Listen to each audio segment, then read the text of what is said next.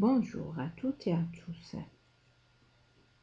Je commence la séance d'aujourd'hui par le tableau des symboles conventionnels qu'on a déjà vu. Cherchons ensemble un symbole qu'on n'a pas encore utilisé. Vous l'avez trouvé? Très bien. Il s'agit du symbole de la résistance électrique. Ce dipôle a également comme nom conducteur ohmique. C'est de notre leçon. Vous notez sur vos cahiers la date d'aujourd'hui et le titre de notre leçon, la résistance électrique. Nous développons les compétences suivantes. Première compétence, savoir mesurer la résistance d'un conducteur ohmique. La seconde, connaître l'influence du conducteur ohmique sur l'intensité du courant électrique. Je vous présente un schéma du conducteur ohmique. Vous avez observé la présence des anneaux colorés. Et on a 4, 3 à gauche et le dernier qui est à droite est soit doré ou argenté. À partir de ces anneaux, on détermine la valeur de la résistance du conducteur ohmique. Vous notez sur vos cahiers grand 1 mesure de la résistance électrique, c'est-à-dire la résistance d'un conducteur ohmique. Comme activité documentaire, vous collez le document 1, page 142 du cahier d'activité. Pour mesurer la résistance d'un conducteur ohmique, on adopte deux techniques. La première est celle du code des couleurs, où on utilise un tableau de couleurs, c'est-à-dire chaque couleur a un code. À partir du symbole du conducteur ohmique, on détermine sa valeur. Comment?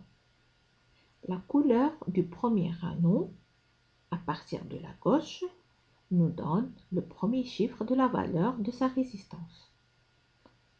Le deuxième anneau nous indique la valeur du deuxième chiffre. Quant à la couleur du troisième anneau, il nous précise le nombre de zéros qu'on va ajouter après les deux chiffres précédents. Le dernier anneau, qui est argenté ou doré, est celui de la précision de la valeur. Appliquons donc ces techniques. Voilà la consigne. Déterminer les valeurs des résistances des conducteurs ohmiques suivants. On commence par le premier. On utilise le code des couleurs. Le premier anneau sur ce conducteur ohmique a une couleur marron. Donc le premier chiffre est 1. Le deuxième anneau a une couleur rouge, c'est-à-dire que le deuxième chiffre a une valeur de 2.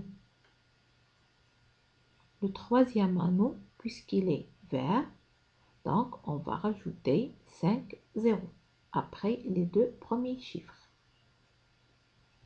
Alors, la valeur de la résistance est 1 200 000 ohms.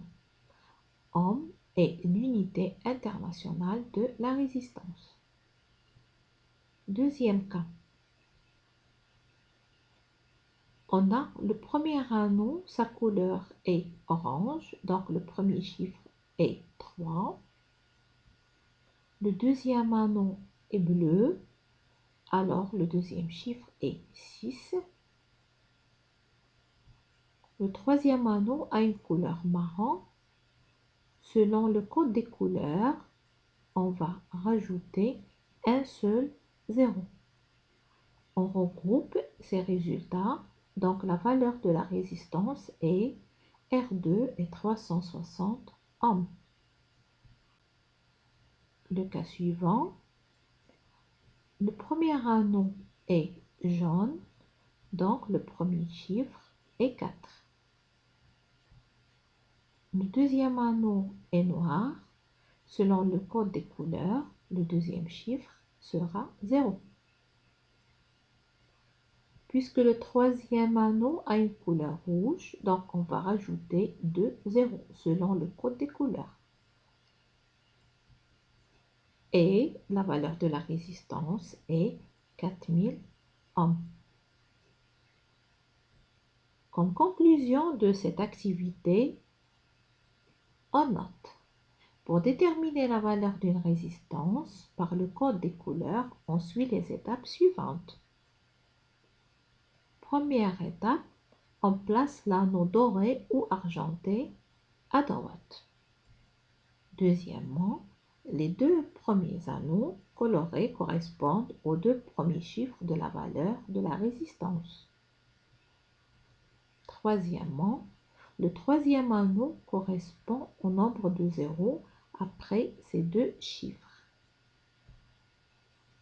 Comme remarque, vous notez que le dernier anneau, doré ou argenté, correspond à la précision de la valeur.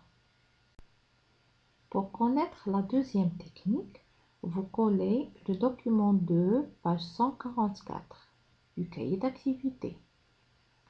Sur le document, on voit un conducteur ohmique qui a une résistance R. Il est branché à un appareil de mesure, c'est le multimètre. Première question. Comment est branché le multimètre? Sur le document, on voit bien que le multimètre est branché entre les bornes du conducteur ohmique. Deuxième question. Quelle est la valeur de la résistance de ce conducteur ohmique? Sur l'écran du multimètre, on lit la valeur R est égale à 45,9 ohms. À la synthèse, on note que le conducteur ohmique est un dipôle dont le symbole conventionnel est le suivant. Le conducteur ohmique est un dipôle caractérisé par sa résistance. La résistance est une grandeur physique symbolisée par R. Elle est mesurée à l'aide d'un ohmmètre branché entre les bornes du dipôle. On peut déterminer la valeur d'une résistance par le code des couleurs. Son unité internationale est ohm, dont le symbole est oméga.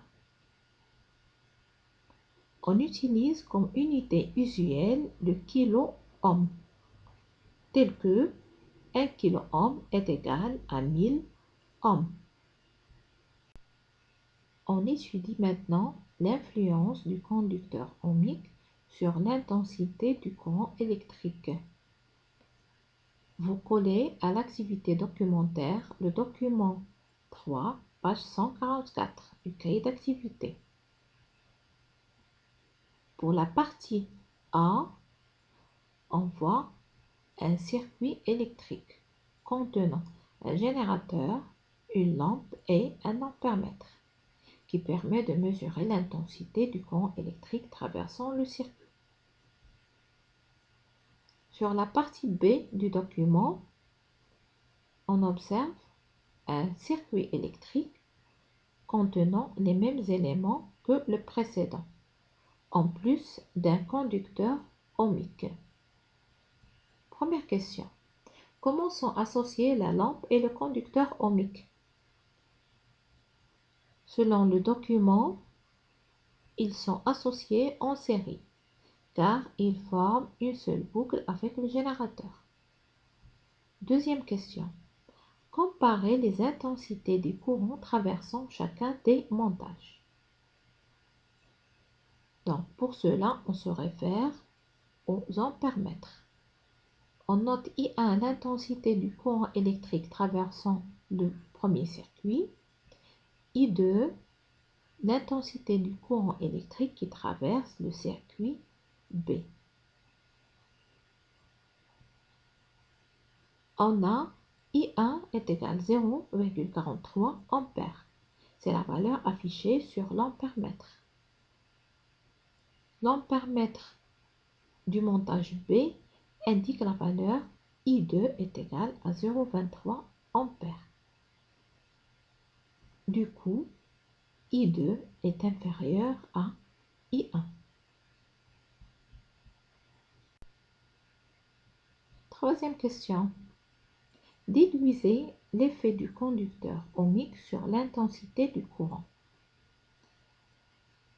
Selon les mesures faites,